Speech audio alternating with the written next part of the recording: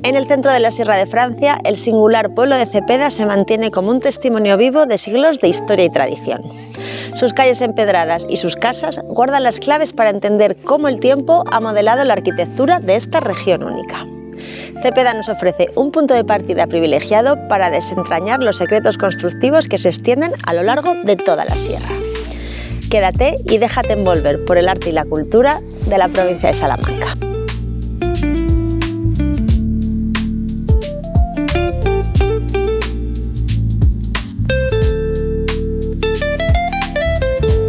En este reportaje, elaborado a partir del estudio Arquitectura Popular de la Villa de Cepeda, de la autora Alejandra del Barrio Luna, profundizaremos en el legado arquitectónico de estos pueblos. Diferenciaremos entre construcciones medievales y aquellas surgidas a partir del siglo XVII, analizando estilos, materiales y distribuciones que revelan la evolución histórica de la zona. Este análisis nos permitirá extrapolar las enseñanzas de Cepeda a otros rincones de la sierra, descubriendo las huellas del pasado en cada detalle.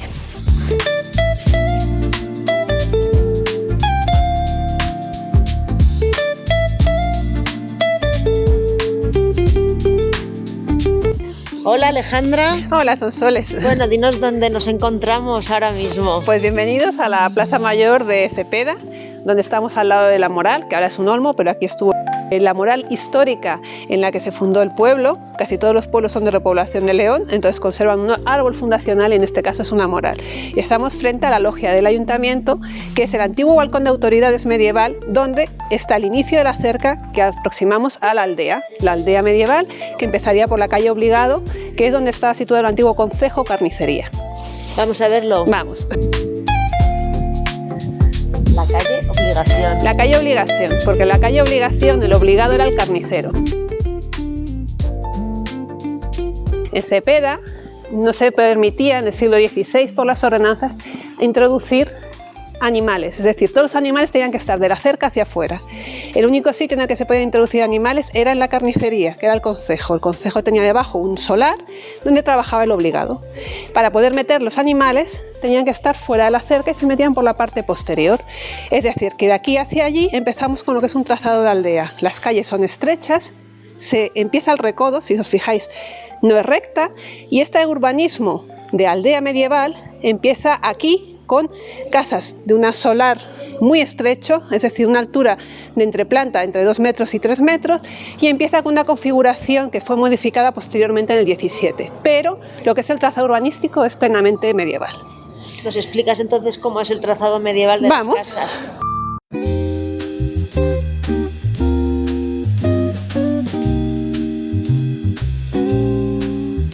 Si os fijáis, la anchura de la calle se va estrechando y en lugar de ser un trazado, como sería posteriormente, recto, en este momento estamos haciendo una curva, es decir, estoy haciendo lo que es el contorno de una cerca para que las casas me sirvan como parapeto en caso de defensa. Es una defensa muy rudimentaria, porque esta no fue villa, sino que esto dependía del conde de Miranda, pero era para intentar frenar el acceso.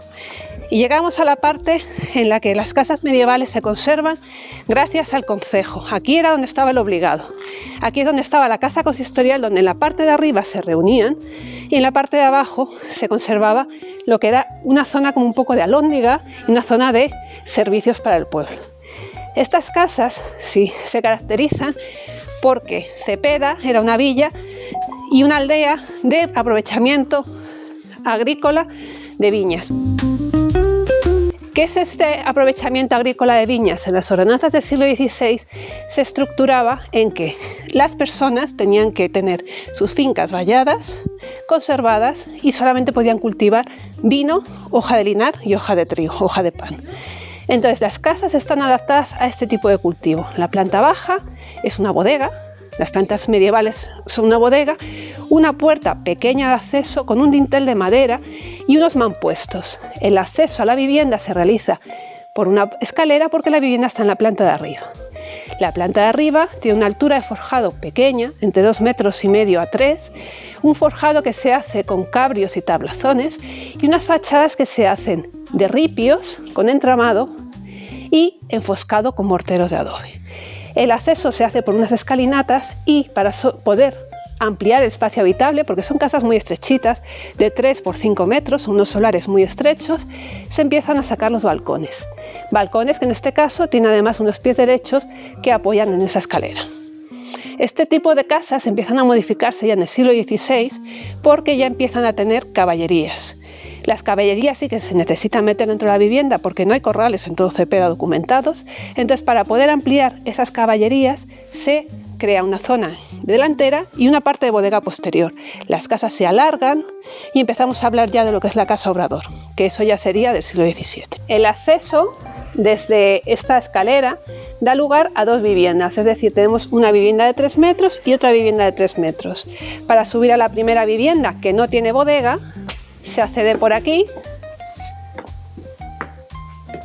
y se entraría por esta puerta y tiene un cuarto alto únicamente, es decir, tiene una zona habitable y una zona de trabajo arriba. La otra vivienda, que sí tiene bodega, se entraría por aquí, no tiene escalera interior, es decir, la bodega está aislada y tiene su cuarto alto y su desván, es decir, su zona de vivienda y su zona de trabajo arriba. Esto es, por así decirlo, Alejandra, la estructura de vivienda medieval, ¿no? Sí, esto es el tipo de vivienda medieval, de una familia de 4 o 5 personas que tiene un aprovechamiento agrícola. Y de este tipo de viviendas hablas también en tu libro, en tu trabajo, Arquitectura Popular de la Villa de Cepeda, que es un trabajo que has conseguido realizar gracias a las becas Ángel Carril, ¿verdad? Efectivamente, propuse el estudio de la arquitectura de Cepeda al Instituto de Entidades en 2022. La propuesta fue aceptada y entonces el Instituto de Entidades, desarrollando un trabajo anual becado de investigación documental histórica, en la que luego se ha avalado con un estudio científico y que luego es subvencionado por un aporte económico, efectivamente, que lo gestiona todo a través de la dirección del Instituto de Entidades y de los funcionarios que trabajan allí para validar el proceso a lo largo de todo el año. Sirva este trabajo que hoy publicamos para que la población y propietarios de viviendas sean también conscientes del valor que poseen sus inmuebles, su entramado urbano y su patrimonio arquitectónico, sin duda alguna como una muestra de su identidad.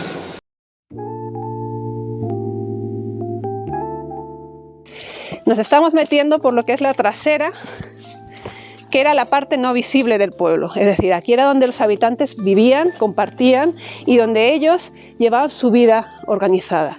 En esta parte trasera, las calles son muy estrechas, siguen conservando escaleras, siguen conservando sus bodegas en la parte inferior y el acceso con caballería no era posible, por lo cual tuvieron que modificar, cuando ya ellos eran arrieros, esta forma estructural urbanizada en lo que vemos en la plaza.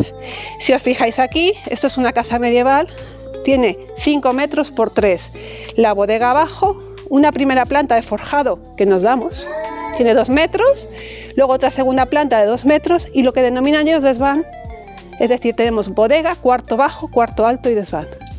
Y aquí tenemos un acceso de recodo, dentro de que no se puede construir murallas, porque el conde impidía construir murallas, sí que una cerca protegía y las calles, para poder acceder a estas zonas tan empinadas, se hacía en un zigzag que lo que hacía era retroceder un poco el acceso directo y facilitar el camino con las caballerías. Este zigzag que empieza por aquí, continúa por ahí y va a dar a la torre, porque realmente la parte más importante de protección aquí era la torre, que era la torre civil y torre eclesiástica, y la zona de la iglesia, que está situada en la parte superior, que está separada de lo que es el casco histórico del Cima de la Aldea. Que cuando las familias y la demografía empieza a crecer, es decir, aunque antes tenían más hijos que hoy en día, sí había una mortandad infantil muy alta, cuando se empieza a mejorar, que sobre todo a partir del 17, finales del 17, principios del 18, las casas no son viables para esa población.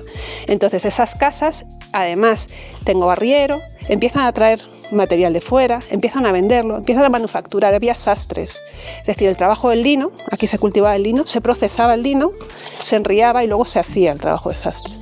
Eso no entra en una casa tan pequeña. ¿Qué hace? Que esas casas empiezan a alargarse, se empiezan a estructurar y los solares, hay una zona que hay solares todos iguales, que es la zona de la plaza y la calle La Fuente, es decir, se hace una ampliación urbanística con un estilo que es el que se desarrolla con dos tipologías, son balcones, pero balcones cerrados o abiertos. Si tengo una plaza son balcones amplios, si tengo una calle son balcones más estrechos. Entonces ese cambio de estas casas de la cima de la aldea y la zona de la torre se produce en una ampliación que hay hacia la parte posterior. Ampliación que también amplían la cerca. La cerca que ahora vemos que la estructuran a base de las propias casas y de pequeños muros, se transforma en el 17 en una cerca de casi 4 metros. Cuando se hace Villa Cepeda, el cambio demográfico económico supone también un ampliamiento económico que conlleva una reforma en la torre, se construye la nueva iglesia y se construyen esas casas para dar cabida a esa población que llegó a tener en el 18 casi 2.000 habitantes. Alejandra, entiendo que este cambio demográfico y por lo tanto este cambio arquitectónico no solo ocurre en Cepeda, ¿o es algo único de Cepeda? No, este cambio demográfico y arquitectónico ocurre en toda la sierra.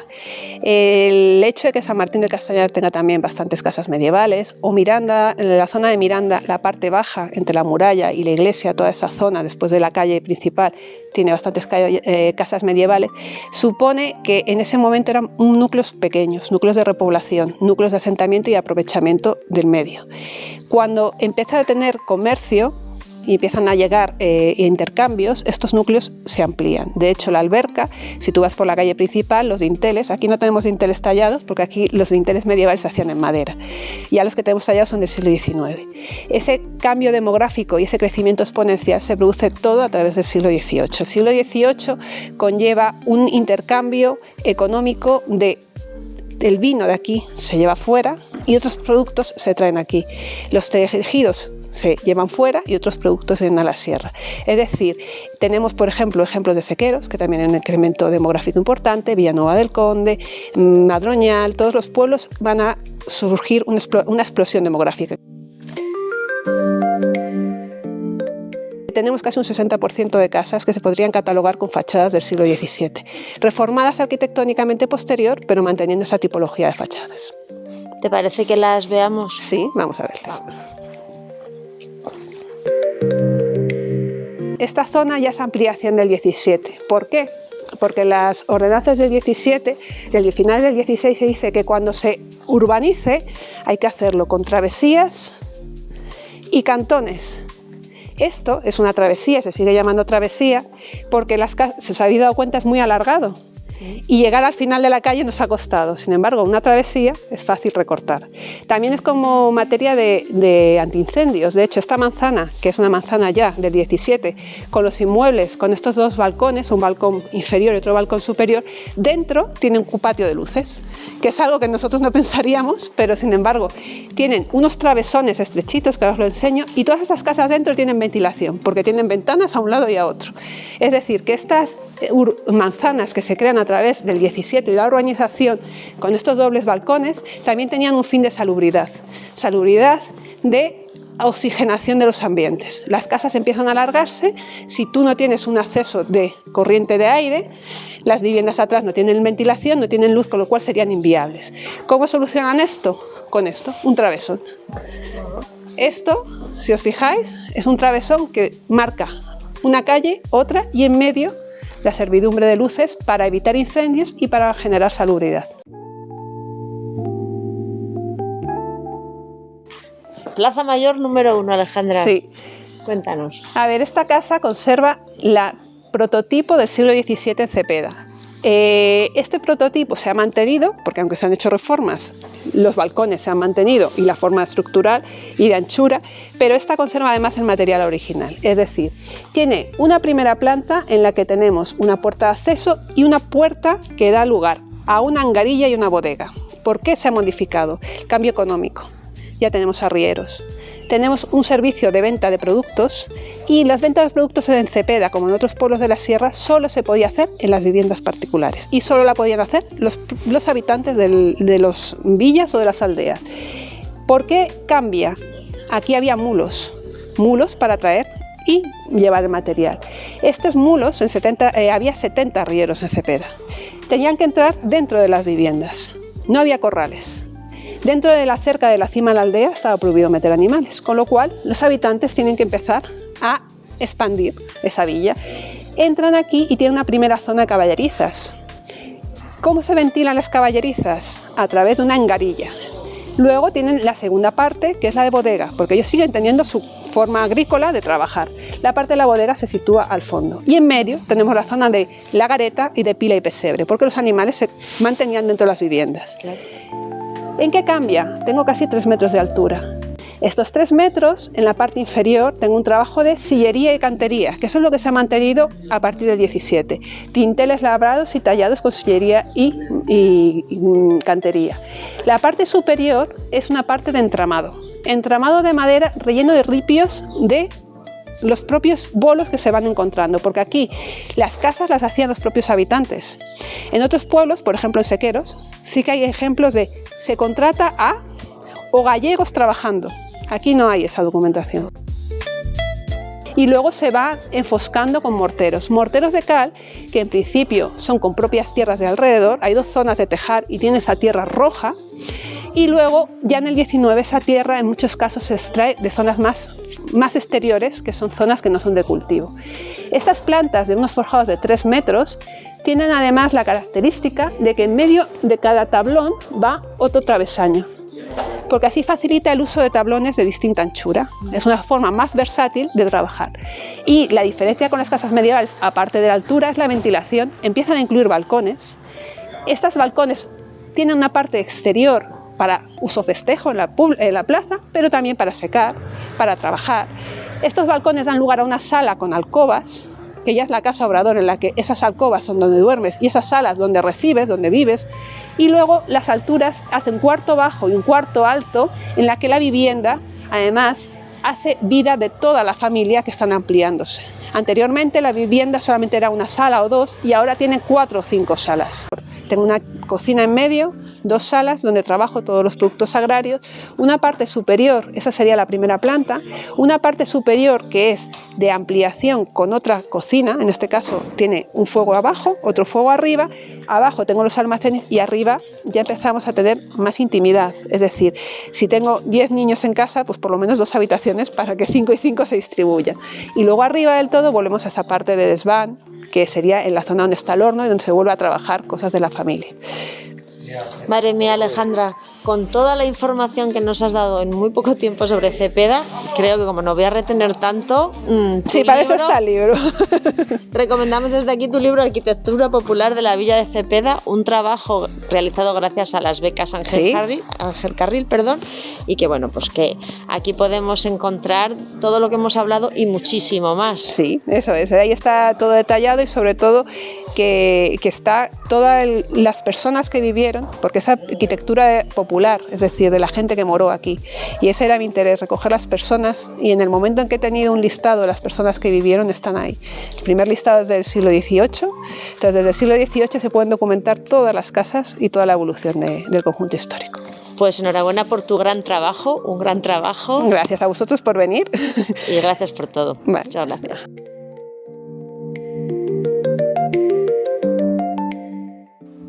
Y hasta aquí el reportaje de hoy. Dale me gusta y comparte para que Cultura con Arte llegue a cuanta más gente mejor. Y sigue siempre Cultura con Arte.